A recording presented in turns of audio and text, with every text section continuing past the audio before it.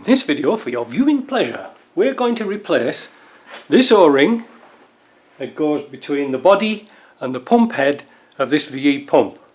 We're also going to be changing the seal that goes here at the front, which is two of the most common causes of leaks, so stick around.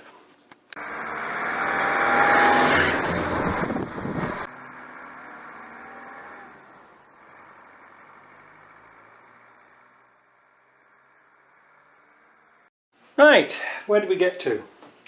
So I've got my holding tool on here. I can put the pin now from one side and hold that, but we're not going to put any pressure on here, but we're going to nip up the bolt, nip up the nut, sorry. Because we might have to move this to adjust the timing. That's still free, so that's good. I'm not sure what the torque should be on this bolt, but just like I said, don't pull against the pin. Alright? Right, happy with that. So now, take that off.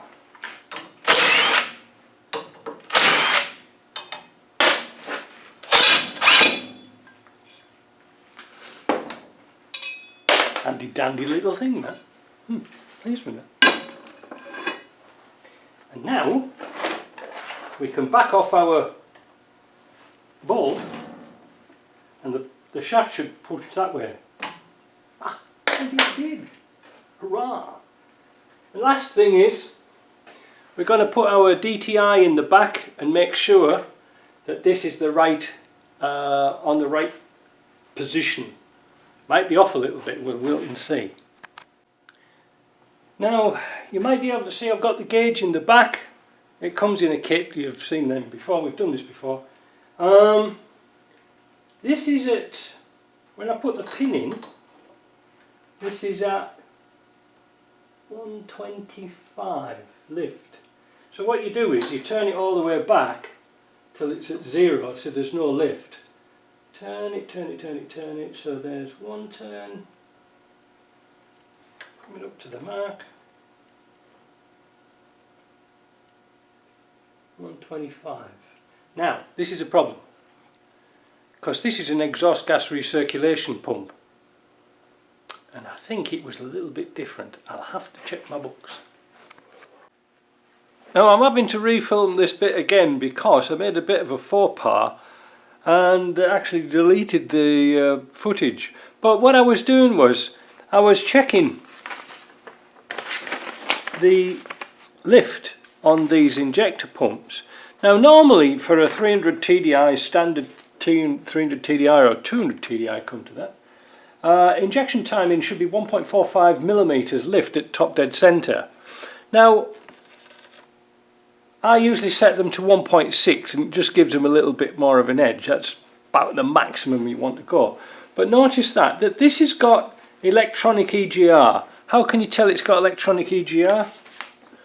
Well, it's got this thing on the top, and even if it's been taken off, all the funky gizmos at this side are for changing the settings a little bit. But it says 1.4, so what I did yesterday was I set it at 1.4, but didn't have the film on. So how do you do it?